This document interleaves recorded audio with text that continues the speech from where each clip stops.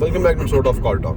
पाकिस्तान के अंदर जो बड़ी एज वाले लोग हैं वो हमेशा से घरों को प्रेफर करते हैं। उनका माइंडसेट जो है वो यही है कि जो अपना घर होता है वो आपकी अपनी टेरिटरी होती है, उसके अंदर आपका कंट्रोल है। अब प्रॉब्लम ये आ रहा है कि जैसे आजकल आप देखेंगे जो ज़मीनों की कीमतें पाकिस्तान में बहुत महंगी हो चुकी हैं, ख़ासतौर पर इस्लामाबाद के अंदर, बाकी जितने बड़े शहर हैं उसके अंदर। उसके अलावा फिर उसके ऊपर उसके टॉप के ऊपर ये भी आ गया कि जो कंस्ट्रक्शन मटीरियल है वो भी महंगा होता जा रहा है और काफ़ी ऑलरेडी हो भी चुका है। तो इस सिचुएशन के अंदर जो आम बंदे के बजट में आ रहा है वो अपार्टमेंट्स हैं, बट फिर उसमें बात वही आती है कि वो जो माइंडसेट है वो चेंज नहीं हो पा रहा। तो उसकी क्या वजह और ये कब तक चेंज होगा, आइए इस पर बात करते हैं।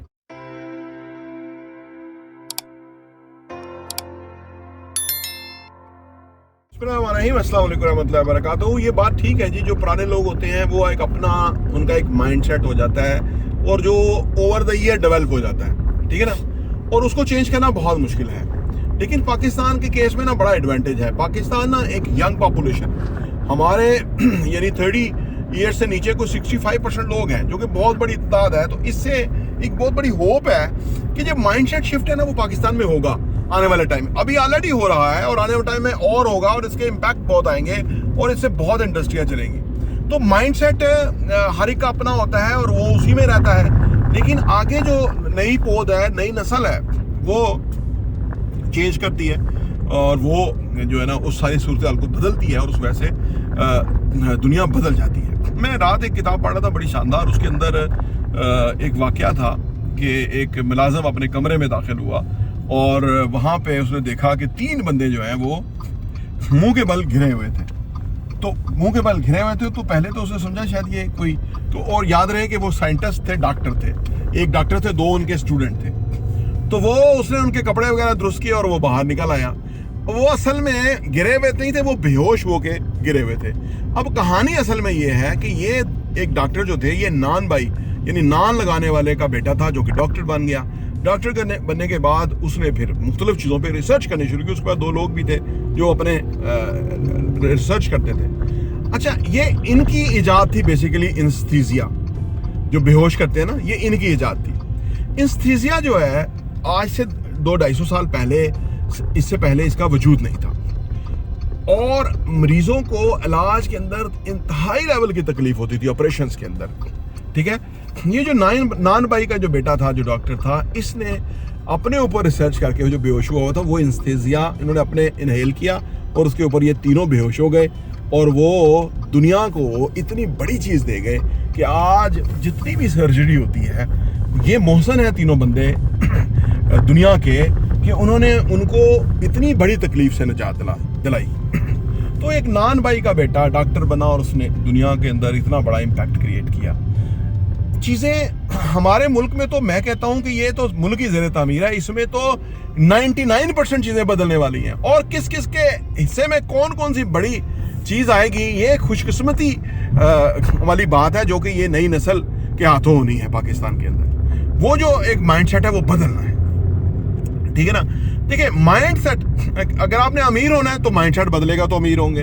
अगर आपने कामयाब इंसान बनना है तो माइंडसेट बदलेगा तो कामयाब होंगे। अगर आपने दुनिया के अंदर बहुत बड़ा काम, जैसे ईदी साहब ने काम किया, एम्बुलेंसेस, दुनिया का सबसे बड़ा एम्बुलेंसेस का नेटवर्क है वो उन्होंने बनाया। अपना माइंडसेट उनका चेंज था, उनका टोटल माइंडसेट खिदमत का था। पैसा उनके पास बहुत आता था लेकिन ना कोई उन्होंने अपने लिए कोई एहसास से बनाए, ना कोई उनकी तनख्वाह थी, वो इसी काम में लगे रहे। तो यानी एक बंदे ने इतना बड़ा काम कर दिया और जिस तरह डॉक्टर कदीर ने आइटम बम बना दिया, हम कहाँ बना सकते थे। सोचो, क्योंकि हमारे यहाँ सरकारी लेवल पे जिसके पास फंड आते हैं वो हड़प करता है, वो लूटता है और मुल्क का जो है ना वो नुकसान करता है। एक वहाँ शख्स था कि जो इतना बड़ा काम करके चला गया। तो मैं कहता हूँ कि ऐसे लोग पाकिस्तान में बनना या पैदा होना ख़त्म नहीं हो गए। वो उन लोगों का एक खास माइंडसेट था कि जो उन्होंने बड़े बड़े काजेस को सिंगल हैंडेडली, वैसे तो लोग भी थे लेकिन सिंगल हैंडेडली उन्होंने उसको वो किया। यानी वाकयात है, अगर आप हिस्ट्री पढ़ें तो गुलाम इसाक खान जब वजीर ख़जाना थे या वो बाद में हेड ऑफ स्टेट भी बने तो बड़े ईमानदार शख्स थे।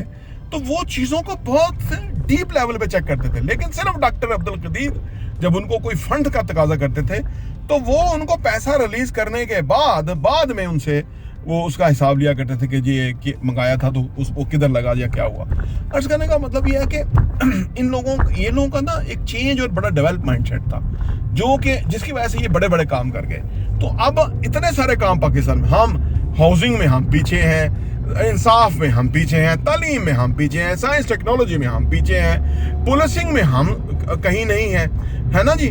फूड के अंदर देखें तो हमारा कोई लेवल है, कोई बहुत ही नीचे का लेवल है, जितनी मिलावट हमारे यहाँ। यानी अगर किसी भी शोबे में आप चले जाएं, वहां पे एक डॉक्टर अब्दुल कदीर खान या अब्दस्तार ईदी रिक्वायर्ड है, ठीक है ना। तो ये नौजवानों के लिए एक बहुत बड़ी अपॉर्चुनिटी है कि आगे बढ़ के वो मकाम हासिल करें उस शोबे के अंदर, कि दो दुनिया को भी फायदा दें, अपना नाम भी पैदा करें और पाकिस्तान को भी संवारें।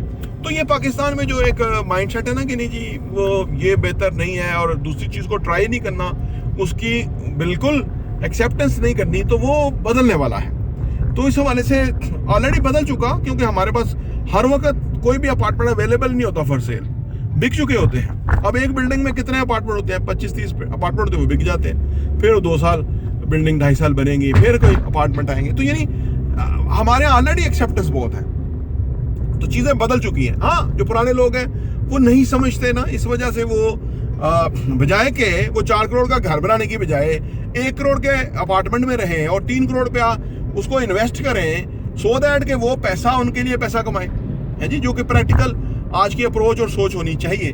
लेकिन वो पुराने लोग ये समझते हैं कि इससे हमारी कोई शान में इजाफा होगा, तो वो वाली बात आजकल है नहीं। आज दुनिया इकोनॉमी की बेस पे चलती है, दुनिया भी इकोनॉमी बेस पे चलती है, यानी ममालिक की भी इकोनॉमी स्ट्रांग होगी, इंडिविजुअल सतह पे आपकी भी इकोनॉमी स्ट्रांग होगी, तो आपकी इज्जत व वकार और तौकीर बेहतर होगी।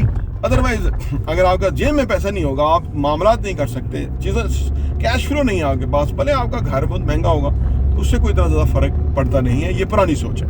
प्रॉपर्टी न्यूज़ देखने का बहुत बहुत शुक्रिया।